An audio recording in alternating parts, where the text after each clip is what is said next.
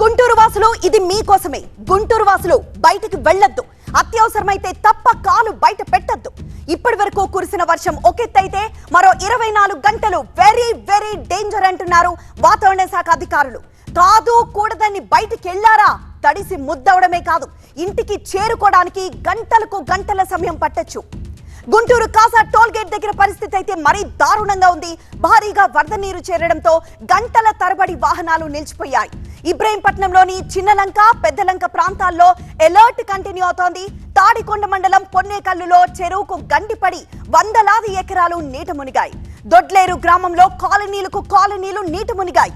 రాజుపాలెం మండలంలో అనుపాలెం వాగు ఉధృతంగా ప్రవహిస్తోంది.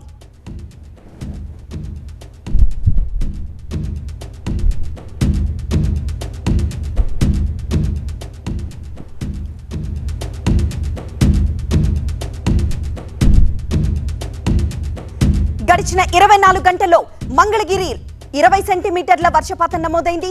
తెనాలిలో 18 సెంటీమీటర్లు, బాపట్లలో 15, అమరావతిలో 14 సెంటీమీటర్ల వర్షపాతం నమోదైనట్లు అధికారులు వెల్లడించారు. ఇక కాలనీలు నీట మునగడంతో జనం ఇబ్బందులు పడుతున్నారు. రాత్రి 9 గంటల నుంచి వర్షం సార్. రాత్రి నుంచి ఒకటే నీళ్లు, అన్నం వండుకోవడానికి లేదు, పడి ఉండడానికి లేదు, మంచాలు తడిచిపోయింది, సామాన్ తడిచిపోయింది, గ్యాస్ బండ్ తడిచిపోయింది. ఇప్పటికి అన్నం కూడా తినలేదు. అది మా పరిస్థితి. ఇలా ఉన్నాం సార్. వర్షం వచ్చినప్పుడల్లా ఇదే పరిస్థితి. వర్షం వచ్చినప్పుడల్లా ఇదే పరిస్థితి అయింది సార్. కళ్ళలు ఒకటే నీళ్లు, ఇది పరిస్థితి మొత్తం తడిచిపోయింది సార్. మీ ఇంట్లోకి ఎన్ని అడుగుల మేర వస్తున్నాయి నీళ్లు? 2 అడుగులు 4 అడుగులు వస్తాయి సార్. 4 అడుగులు లోతు వస్తాయి. తెల్లవారులు ఇలా కూర్చొని ఉన్నాం దాని మీద. నిద్ర లేదు, ఇంకేం లేదు. సో ప్రస్తుత పరిస్థితిలో బయటికి వెళ్లొద్దు, వేటకు అసలే వెళ్లొద్దు అంటూ హెచ్చరిస్తున్నారు అధికారులు. మరింత సమాచారం మా స్పెషల్ కరెస్పాండెంట్ నాగరాజ్ అందిస్తారు. ప్రస్తుతం మనం గుంటూరు నగరం నడిబొడ్డుగానే చెప్పొచ్చు. చుట్టుకుంట సెంటర్. ఈ చుట్టుకుంట సెంటర్కి చిలకలూరుపేట నుంచి వచ్చే వాహనాలన్నీ కూడా గుంటూరులోకి ఎంటర్ అయ్యే సెంటర్ ఈ చుట్టుకుంట సెంటర్లో ఈ కాలనీ పేరు అయితే మాత్రం నందనవనంగా చెప్తారు, కానీ మురికిపేటగా పిలుస్తుంటారు. మురికిపేటలో పరిస్థితి ఏ విధంగా ఉందో చూడొచ్చు. దాదాపు కాలనీ మొత్తానికి కూడా ఉదయం నుంచి కురిసిన వర్షానికి పూర్తిగా కూడా మొత్తం కూడా నీరు చేరిపోయింది. ఇళ్లలో లేని పరిస్థితి. దాదాపుగా కాలనీలో నుంచి బయటికి అడుగు పెట్టలేని పరిస్థితి అయితే మాత్రం ఉంది. ఉదయం నుంచి కూడా ఇదే పరిస్థితి ఉంది. అయితే ఉదయం నుంచి కొంత వర్షం తగ్గుముఖం పట్టడంతోనే ఇప్పుడు బయటకు వచ్చే ప్రయత్నం అయితే ఈ స్థానికులంతా చేస్తూ ఉన్నారు.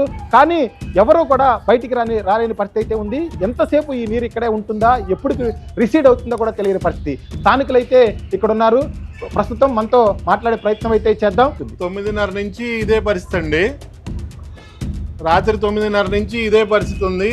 ఇప్పటికీ ఈ సమస్యని పలుమార్లు అధికార దృష్టికి కానీ ప్రజాప్రతినిధుల దృష్టికి కానీ తీసుకెళ్ళినా కానీ వాళ్ళు ఈ సమస్యకి పరిష్కారం చూపలేక మల్లగులాలు పడతా ఉన్నారు. నీళ్లు ఏ విధంగా నల్లగా మనం అడుగులు వేసే కొద్దీ బురద మొత్తం కూడా పైకి వస్తా ఉంది. మా పొద్దున్న నుంచి ఎవరన్నా వచ్చారా, ఎవరైనా మాట్లాడారు? ఎవరు రాలేదు. రాత్రి 9 నుంచి ఇప్పుడు దాకా అసలు బయటికి వెళ్ళే పరిస్థితి కాదు. కూరగాయలు లేవు, మాకేం తెచ్చుకోవడానికి, వాడుకోవడానికి నీళ్లు కూడా లేవు సార్. అన్నీ మునిగిపోయినాయి. పచ్చళ్ళు, కారాలు, బట్టలు అన్నీ మునిగిపోయినాయి.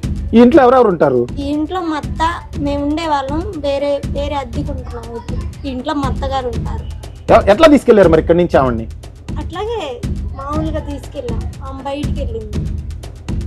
ఇది మహిళలు చెప్తా ఉన్న పరిస్థితి కూడా పూర్తిగా నీట మునగడంతోనే మంచాలు కూడా మొత్తం కూడా మునిగిపోవడంతోనే ఇక్కడున్న మహిళలను కూడా తీసుకొని వెళ్ళిన పరిస్థితి అయితే కనిపిస్తూ ఉంది. ఎందుకంటే గుంటూరు సిటీలో మనం ఉన్నాం. సిటీలో ఇటువంటి పరిస్థితి ఉంది అంటే ఏ విధంగా ఉందో అర్థం చేసుకోవచ్చు. ఎంత దారుణమైన పరిస్థితి ఉందో కూడా చూడొచ్చు. ఇదే విధంగా కనుక ఇంకొక 2-3 గంటలు కనుక ఉంటే ఇక్కడి నుంచి పూర్తిగా బయటికి రాలేని పరిస్థితి అయితే కనిపిస్తూ ఉంది.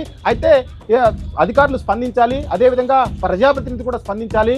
ఇంట్లోనే కనుక మనం చూసినట్టే ఇంట్లో సామాన్లన్నీ కూడా పూర్తిగా తడిచిపోవడంతో గ్యాస్ సిలిండర్తో సహా ఏ విధంగా ఇట్లా ఒక పైన పెట్టుకొని కాపాడుకుంటున్న నేపథ్యాన్ని అయితే మనం చూస్తూ ఉన్నాం. అదేవిధంగా నిత్యావసర వస్తువులు కావచ్చు, మిగతాయి కూడా పూర్తిగా తడిచిపోతుంటే వాటన్నిటినీ కూడా బయటికి ఉంచుకొని కాపాడుకుంటున్న పరిస్థితి అయితే కనిపిస్తూ ఉన్నాం.